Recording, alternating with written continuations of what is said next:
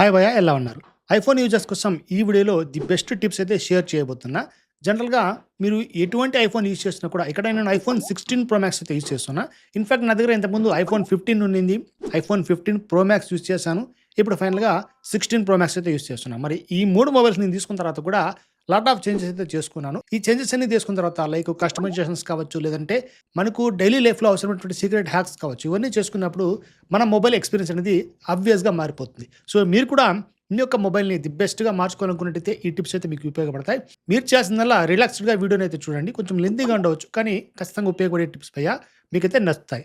మరి నచ్చినట్టయితే లైక్ కూడా మర్చిపోకండి. ఆలస్యం చేయకుండా వీడియోలో వెళ్ళిపోదాం. Let's get into the video. భయ్యా ముందుగా మనం మాట్లాడుకోవాల్సిన ది బెస్ట్ ట్రిక్ ఏందంటే డీఎన్డీ మోడ్‌లో మనకు కస్టమైజేషన్స్ చేసుకోవడం. చాలా సందర్భాల్లో మీరు మొబైల్ డీఎన్డీ మోడ్ ఆన్ చేస్తుంటారు కదా! సో, డూ నాట్ డిస్టర్బ్ అని చెప్పుకుంటాం దాన్ని. దాంట్లో కాల్స్ కానీ, లేదంటే ఇంపార్టెంట్ మెసేజెస్ కానీ మనకు సైలెంట్ మోడ్‌లో పడిపోతూ ఉంటాయి. మనకి రింగ్ అనేది వినపడదు. వైబ్రేషన్ కూడా కాదు. మరి ఇటువంటి సందర్భాల్లో మీకు ఇంపార్టెంట్ అయినటువంటి కాల్స్ కానీ, మెసేజ్ కానీ మీరు మిస్ అయ్యే అవకాశం అయితే ఉంటుంది. సో, దానికోసం దానికొక చిన్న కస్టమైజేషన్ కూడా ఉంది. ఎటువంటి కాల్స్, మెసేజ్ మిస్ కాకుండా దీన్నైతే మీరు సెట్ చేసుకోవాలి. భయ్యా ముందుగా మనం డీఎన్డీ అయితే ఆన్ చేద్దాం. ఇక్కడ ఫోకస్ అనే ఆప్షన్ కనబడుతుంది కదా! సో, దీన్ని క్లిక్ చేయాల్సి ఉంటుంది. క్లిక్ చేయగానే ఆటోమేటిక్‌గా డు నాట్ డిస్టర్బ్ లేదంటే స్లీప్ ఇలా ఆప్షన్స్ అయితే కనబడుతుంటాయి. సో, డు నాట్ డిస్టర్బ్ అయితే క్లిక్ చేస్తున్నాం. ఇక్కడ మనకి అన్ని కాల్స్ లేదంటే మెసేజెస్ అన్నీ ఇక్కడ సైలెంట్ అవ్వడం జరుగుతుంది. సో, ఇలాంటి సందర్భాల్లో మనం ఏదైనా ఒక స్పెసిఫిక్ కాంటాక్ట్‌ని ఎక్సెప్షన్ ఇచ్చుకోవచ్చు. సపోజ్ మీరు కాంటాక్ట్స్‌లో గాని ఎక్కడైనా వెళ్లారనుకోండి. సపోజ్ కాంటాక్ట్‌లో ఈ నెంబర్ తీసుకుంటున్నా. సో, దీన్ని ఎక్సెప్షన్ ఇవ్వాలంటే ఎడిట్‌లో వెళ్లి కిందకి స్క్రోల్ చేయండి. ఇక్కడ మనకి రింగ్‌టోన్ ఆప్షన్ కనబడుతుంది. సో, దీన్ని క్లిక్ చేయగానే first option emergency bypass. So, దీన్ని గనక ఎనేబుల్ చేసుకున్నామంటే ఆటోమేటిక్‌గా డన్ చేసి ఇంకోసారి డన్ చేయండి. ఇప్పుడు మనకు సైలెంట్‌లో కాల్స్ ఉన్నా కూడా ఆటోమేటిక్‌గా ఆ నెంబర్ నుంచి కాల్ గాని, మెసేజ్ గాని వచ్చిందంటే ఖచ్చితంగా మనకి రింగ్ అవ్వడం జరుగుతుంది. మరి చాలా సందర్భాల్లో మీరు ఏదైనా ఒక వస్తువు యొక్క లెంగ్త్‌ని మెజర్ చేయాలనుకోండి, మీరు సింపుల్‌గా ఐఫోన్ యూజ్ చేసుకొని మెజర్ అయితే చేసుకోవచ్చు. సో, ఐఫోన్‌లో ది బెస్ట్ ట్రిక్ అయితే దీంట్లో ఉంది. అదేంటో చూద్దాం. ఐఫోన్‌లోనే మనకు ది బెస్ట్ అప్లికేషన్ అయితే ఇచ్చారు. సో, దీనికోసం ఇక్కడ మనకి యుటిలిటీలో వెళ్ళామంటే ఇక్కడ మెజర్ ఆప్షన్ కనబడుతుంది. సో, డైరెక్ట్‌గా దాని పేరే మెజర్ భయ్యా. ఇక్కడ చూసుకోవచ్చు. చూడండి, ఆటోమేటిక్‌గా మనకు ఒక యారో అయితే వచ్చింది కదా! సో, దాన్ని మనము ఎక్కడి నుంచి మెజర్ చేయాలనుకుంటున్నామో దాన్ని ఎగ్జాక్ట్‌గా ఈ విధంగా ప్లేస్ చేయాల్సి ఉంటుంది. సో, పాయింట్ యాడ్ చేసుకోండి. యాడ్ చేసుకొని కిందికి ఇలా స్క్రోల్ చేద్దాం. కిందికి స్క్రోల్ చేయగానే ఇక్కడ ఇంకొక పాయింట్ యాడ్ చేసుకోవాలి. ఇప్పుడు దీని యొక్క మెజర్‌మెంట్ అనేది కనబడుతుంది. చూసారా 11 సెంటీమీటర్స్. మనం కావాలంటే క్లియర్ కూడా చేసుకోవచ్చు. మళ్ళీ కావాలంటే ఫస్ట్ నుంచి మెజర్ చేయాలంటే ఈ విధంగా మనకు పాయింట్ పెట్టుకునేసి మళ్ళీ చివరి వరకు పాయింట్ యాడ్ చేసామంటే ఆటోమేటిక్‌గా దాని యొక్క మెజర్‌మెంట్ కనబడుతుంది. మీరు ఏవేవైతే మెజర్ చేస్తారో ఇక్కడ మనం చూసుకోవచ్చు. చూడండి 13 సెంటీమీటర్స్, 11 సెంటీమీటర్స్ ఇలా అనమాట. ఇక లెవెల్ కోసం ఇక్కడ సెకండ్ ఆప్షన్ కనబడుతుంది కదా! లెవెల్ క్లిక్ చేసుకోవాలి. లెవెల్ ఇప్పుడు సపోజ్ నేను స్ట్రెయిట్‌గా ఈ విధంగా పెట్టాలనుకుంటున్నా. లెవెల్ దీన్ని ఎలా ఉంచాలి? వర్టికల్‌గా. ఓకే. చూసారా 0. మనకి గ్రీన్ స్క్రీన్ ఎప్పుడైతే వస్తుందో ఎగ్జాక్ట్‌గా మనం లెవెల్‌లో మొబైల్‌ని ప్లేస్ చేసినట్టు. ఇక ఇలా కూడా ప్లేస్ చేసుకోవచ్చు. తర్వాత కొన్ని సందర్భాల్లో మనం టెక్స్ట్‌ని చాలా లెంతీగా మనం టైప్ చేస్తుంటాం కదా! సో, టైప్ చేసిన తర్వాత కొన్నిసార్లు మొత్తాన్ని సెలెక్ట్ చేసుకొని ఒక్కొక్కసారి డిలీట్ బటన్ ప్రెస్ చేసామనుకోండి మొత్తం డిలీట్ అయిపోతుంది. సో, ఇలా డిలీట్ అయినటువంటి మెసేజ్‌ని మనం 2 రకాలుగా రివర్స్ అయితే చేసుకోవచ్చు. సో, దీనికోసం అండు ఆప్షన్స్ అనేవి మనకు 2 రకాలుగా ట్రై చేసుకోవచ్చు. చాలా సందర్భాల్లో మనం టెక్స్ట్‌లో వెళ్లి ఏదో ఒక టెక్స్ట్‌ని పేస్ట్ చేస్తూ ఉంటాం. లేదంటే కాపీ చేసుకొని రాస్తూ ఉంటాం. ఇక్కడ చూసారా చాలా వరకు నేను మ్యాటర్ అయితే రాసాను. దీంట్లో మనం మొత్తాన్ని సెలెక్ట్ చేసుకుంటాం ఒక్కోసారి. మొత్తాన్ని సెలెక్ట్ చేసుకొని ఒకసారి డిలీట్ చేస్తుంటాం. మరి డిలీట్ అయినటువంటి దాన్ని మనం పొందాలి అనుకున్నట్టయితే సింపుల్‌గా మొబైల్‌ని షేక్ చేయండి. ఆటోమేటిక్‌గా మనకు అండు ఆప్షన్ కనబడుతుంది. సో, అండు చేయగానే మనం ఏదైతే మొత్తం రాసామో ఇంతకుముందు అది ఎగ్జాక్ట్‌గా మళ్ళీ అపియర్ అవుతుంది. సో, ఇంకొకసారి అయితే దీన్ని డిలీట్ చేస్తున్నా. మరి ఇలా కాకుండా ఇంకొక ఆప్షన్ అయితే ఉంది. సింపుల్‌గా మీ యొక్క 3 ఫింగర్స్‌ని ఇలా ప్లేస్ చేయండి. ఇక్కడ టాప్‌లో గమనించారా? అండు ఆప్షన్ కనబడుతుంది. సో, ఇలా కూడా మనం డిలీట్ చేసిన మ్యాటర్‌ని మళ్ళీ అండు అయితే చేసుకోవచ్చు. భయ్యా ఐఫోన్ అనగానే చాలామంది ఏం చేస్తారు, ఇలా హోమ్ స్క్రీన్ పెట్టుకునేసి ఇలా పేజెస్ అయితే పెట్టుకొని ఉంటారు కదా! సో, ఇలా స్క్రోల్ చేస్తూ ఉంటే మనకి పేజెస్ అనేవి వస్తూ ఉంటాయి.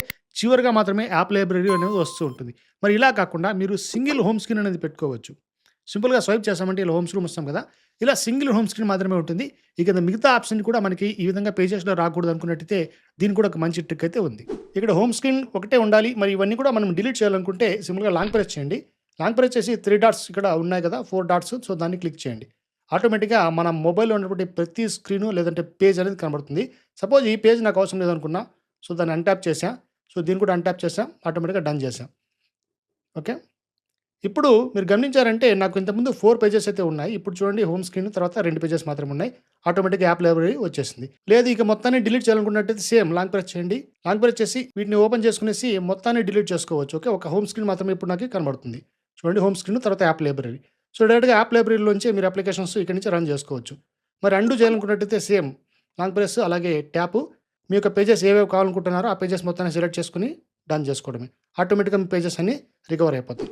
తర్వాత టెక్స్ట్‌కి సంబంధించి ఇంకొక ట్రిక్ అయితే ఉంది భయ్య. మనం చాలా సందర్భాల్లో టెక్స్ట్ టైప్ చేసిన తర్వాత ఏదైనా ఒక సెంటెన్స్‌ని కానీ లేదంటే పారాగ్రాఫ్‌ని గాని సెలెక్ట్ చేయాలనుకున్నట్టయితే సో, లాంగ్ ప్రెస్ చేసి దాన్ని సింపుల్‌గా డ్రాగ్ చేయాల్సి ఉంటుంది ఆ బార్‌ని. అలా కాకుండా ది బెస్ట్ ట్రిక్ అయితే చెప్తాను చూడండి. ఇక్కడ టెక్స్ట్ రాసుకున్నాం కదా! దీన్ని లాంగ్ ప్రెస్ చేయగానే ఈ టెక్స్ట్‌కి సంబంధించి నంబర్ ఆఫ్ ఆప్షన్స్ కనబడతాయి. సెలెక్ట్ ఆల్ తర్వాత రైటింగ్ టూల్స్ ఇలా ఆప్షన్స్ అయితే కనబడుతుంటాయి. సో, డబుల్ ట్యాప్ చేశానంటే నేను ఏదైతే వర్డ్ సెలెక్ట్ చేసుకున్నానో ఆ వర్డ్ మాత్రమే సెలెక్ట్ అవుతుంది. అలా కాకుండా చూడండి 1, 2, 3 టైమ్స్ ట్యాప్ చేస్తానంటే ఆటోమేటిక్‌గా ఈ లార్జ్ ఫాంట్స్ ఉన్నాయి కదా! ఈ లార్జ్ ఫాంట్స్ యొక్క మొత్తం సెంటెన్స్ సెలెక్ట్ అయిపోయింది. అలా కాకుండా కింద చిన్న ఫాంట్స్ ఉన్నాయి. సో, దీన్నేం చేస్తానంటే 1, 2, 3 చూసారా? మనం ఎక్కడైతే ట్యాప్ చేస్తామో అది ఉన్నటువంటి సెంటెన్స్ లేదంటే పారాగ్రాఫ్ మొత్తం ఆ ఫార్మాట్ ఉన్నటువంటి మొత్తాన్ని ఒకటేసారిగా సెలెక్ట్ చేసుకోవచ్చు. తర్వాత మనం వాట్సాప్‌లో గానీ, లేదంటే ఏదైనా ఒక మెసేజెస్‌లో కానీ మనం టైప్ చేసేటప్పుడు ఇక్కడ చూడండి నా మొబైలు చాలా లెంతీగా అయితే ఉంది దీని స్క్రీన్ అనేది. సో, ఈ స్క్రీన్‌లో నేను టైప్ చేయాలనుకోండి నాకు 2 చేతులు ఖచ్చితంగా యూజ్ చేయాల్సి ఉంటుంది.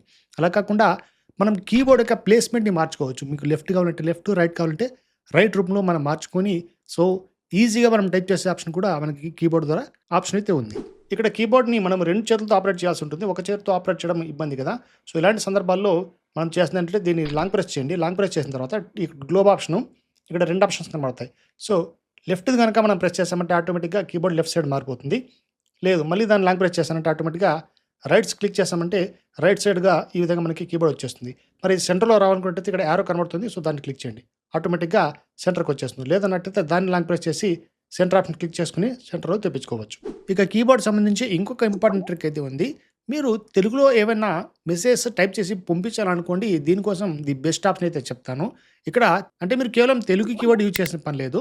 యాపిల్ కీబోర్డ్ యూజ్ చేసుకొని ఇంగ్లీష్‌లో టైప్ చేశారంటే ఆ వర్డ్స్ మొత్తం తెలుగులో వచ్చే విధంగా మనము మార్చుకోవచ్చు. ఇక్కడ కీబోర్డ్‌లో నేను ఆల్రెడీ తెలుగులో టైప్ చేశా కదా! సో, కిందకొచ్చేసి ఇక్కడ ఇంగ్లీష్‌లో టైప్ చేస్తాను చూడండి. సింపుల్‌గా ఇలా లాంగ్వేజ్ సెలెక్ట్ చేసుకుంటున్నా. నేను చూడండి నేను కాదు నేను అని ఇంగ్లీష్‌లో టైప్ చేస్తే తెలుగు వచ్చింది కదా! మరి ఇలాగా మీరు కూడా ఇంగ్లీష్ నుంచి తెలుగులో రావాలనుకున్నట్టయితే మనం సెట్టింగ్స్‌లో వెళ్ళాల్సి ఉంటుంది. సెట్టింగ్స్‌లో వెళ్ళిన తర్వాత కీబోర్డ్ అని టైప్ చేసుకోండి. ఇక్కడ కీబోర్డ్స్ ఆప్షన్ కనబడుతుంది. సో, దాన్ని క్లిక్ చేసుకోండి. టాప్‌లో కీబోర్డ్స్ అని ఉంటుంది. సో, దాన్ని ట్యాప్ చేయండి. ట్యాప్ చేయగానే ఆటోమేటిక్‌గా మనం ఏమేం లాంగ్వేజెస్ ఉన్నాయి, తర్వాత కీబోర్డ్స్ ఏమున్నాయి అవన్నీ సెలెక్ట్ అయిపోతాయి. ఇక్కడ యాడ్ న్యూ కీబోర్డ్ మీద క్లిక్ చేసుకోవాల్సి ఉంటుంది. ఇక్కడ మనం తెలుగు అని చెప్పి టైప్ చేద్దాం. ఆటోమేటిక్‌గా తెలుగు వచ్చేసింది కదా! దీంట్లో యాడ్ న్యూ కీబోర్డ్ ఉంది. సో, దాన్ని ట్యాప్ చేయగానే ఆటోమేటిక్‌గా ఇక్కడ మనకి ట్రాన్స్‌లిటరేషన్ ఆప్షన్ కనబడుతుంది. సో, దాన్ని ట్యాప్ చేసుకోండి. ట్యాప్ చేసుకొని దాని మీద క్లిక్ చేసుకొని బ్యాక్ వచ్చేయండి. ఆటోమేటిక్‌గా మనం ఏదైనా ఇంగ్లీష్‌లో టైప్ చేసామంటే అది మనకి తెలుగులోకే వచ్చేస్తుంది. చూడండి సింపుల్‌గా తెలుగు అని టైప్ చేస్తున్నా. తెలుగు వచ్చింది. ఇలా మనం ఇంగ్లీష్ వర్డ్స్‌ని తెలుగులోనే ఈజీగా టైప్ చేసుకోవచ్చు.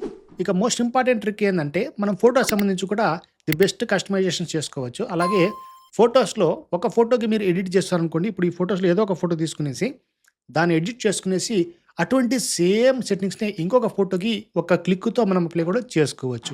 మరి దీంట్లో మీరు గుర్తుపెట్టుకోవాల్సిన విషయాలు ఏందంటే సపోజ్ మీరు ఏదైనా అవుట్ ప్లేస్‌లో ఏదైనా ఫోటో తీసుకున్నారనుకోండి. బ్యాక్‌గ్రౌండ్‌లో మంచి గ్రీనరీ ఉండి మౌంటైన్స్ ఉన్నాయనుకోండి. సో, అటువంటి అంటే సిమిలర్‌గా ఉన్నటువంటి ఫోటోస్‌కి ఇలాంటి సెట్టింగ్స్ అప్లై చేసుకోవాలి. కానీ అవుట్‌డోర్‌లో తీసుకున్నటువంటి ఫోటోకి, ఇండోర్‌లో తీసుకున్నటువంటి ఫోటోకి మనం సెట్టింగ్స్ అప్లై చేసామంటే వర్కౌట్ కాకపోవచ్చు. ఇక్కడ శాంపుల్ కోసం ఫోటోలో వెళ్ళి ఒక ఫోటో అయితే తీసుకున్నా ఒకటి. సో, ఇప్పుడే తీసుకున్నా భయ్యా. మరి దీంట్లో మనం ఎడిట్ ఆప్షన్ తీసుకుందాం. సో, ఇక్కడ వెళ్ళిన తర్వాత నంబర్ ఆఫ్ ఆప్షన్స్ అయితే ఉంటాయి. మనకి ఎక్స్‌పోజర్ ఎంత కావాలంటే ఆ విధంగా పెట్టుకోవచ్చు. అలాగే బ్రిలియన్స్ కావచ్చు.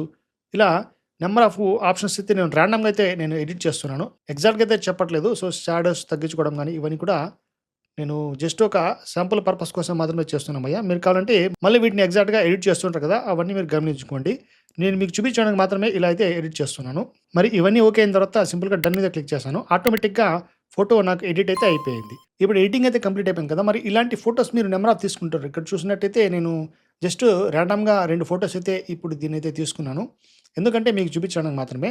మరి ఇక్కడ ఇంతకుముందు నేను తీసుకున్న ఫోటోని ఇలా అయితే నేను ఎడిట్ చేశాను భయ్యా. మరి ఇలాంటి సెట్టింగ్సే మీరు దీన్ని కూడా అప్లై చేసుకోవచ్చు. సింగిల్ క్లిక్‌లోనే ఇక్కడ ఉన్నటువంటి ప్రతి సెట్టింగ్‌ని మనం దీన్ని అప్లై అయితే చేసుకోవచ్చు. దీనికోసం ఇక్కడ 3 డాట్స్ కనబడుతుంది కదా! దీన్ని క్లిక్ చేసి ఇక్కడ కాపీ ఎడిట్ ఆప్షన్ ఉంది. సో, దాన్ని క్లిక్ చేసుకోండి. క్లిక్ చేసుకొని ఇక్కడ అడ్జస్ట్‌మెంట్, అడాప్టివ్ అన్నీ ఉంటాయి. సో, దీన్ని కాపీ చేసుకోండి. కాపీ చేసుకొని మనం ఏ ఫోటోకి అయితే అప్లై చేయాలనుకుంటున్నామో దీని వచ్చిన తర్వాత ఇక్కడ 3 డాట్స్ క్లిక్ చేసుకొని పేస్ట్ ఎడిట్స్ అయితే కనబడుతున్నాయి. సో, దాన్ని పేస్ట్ చేసేద్దాం. ఎగ్జాక్ట్‌గా మనం ఏదైతే అక్కడ సెట్టింగ్స్ అయితే చేసుకున్నామో అటువంటి సెట్టింగ్స్ దీనికి అప్లై చేయడం జరుగుతుంది. కానీ ఐడెంటికల్‌గా ఉన్నటువంటి ఫోటోస్‌కి మాత్రమే ఇటువంటి సెట్టింగ్స్ అనేవి అప్లై అవుతాయి. ఆటికి కూడా చూడండి ఈ ఫోటో ఎంత వైబ్రెంట్‌గా వచ్చిందో ఈ ఫోటో కొద్దిగా మనకి స్లైడ్ చేంజెస్ అయితే వచ్చింది కదా! మరి ఇలా భయ్యా మనం ఐడెంటికల్‌గా ఉన్నటువంటి ఫోటోస్ ఎప్పుడైతే తీసుకుంటుంటామో అంటే బ్యాక్‌గ్రౌండ్‌లో మనకి ఒకటే నేచర్ ఉండి, ఒకటే స్క్రీన్ ఉన్నటువంటి ఫోటోస్ నెంబర్ ఆఫ్ తీసుకుంటున్నాం డిఫరెంట్ ఫోజెస్‌లో. మరి ఆ ఫోజెస్‌ని మనం ఒక్కసారి ఎడిట్ చేస్తే చాలు ఆటోమేటిక్‌గా ఇంకొక ఫోజ్‌కి కూడా మనం ఇదే సెట్టింగ్స్ అనేవి అప్లై చేసుకోవడానికి ఈ ట్రిక్ అనేది ఉపయోగపడుతుంది. ఇక ఫోటోస్‌కి సంబంధించి ఇంకొక ఆప్షన్ అయితే ఉంది. మనం ఫోటోని క్లిక్ చేసుకొని షేర్ చేసేటప్పుడు రీసెంట్‌గా మనం ఏవైతే కాంటాక్ట్స్ యూజ్ చేసుకున్నామో అవన్నీ కనబడుతుంటాయి. సో వాటన్నిటిని మనం ఒకటే క్లిక్‌లో ఈజీగా క్లియర్ కూడా చేసుకోవచ్చు.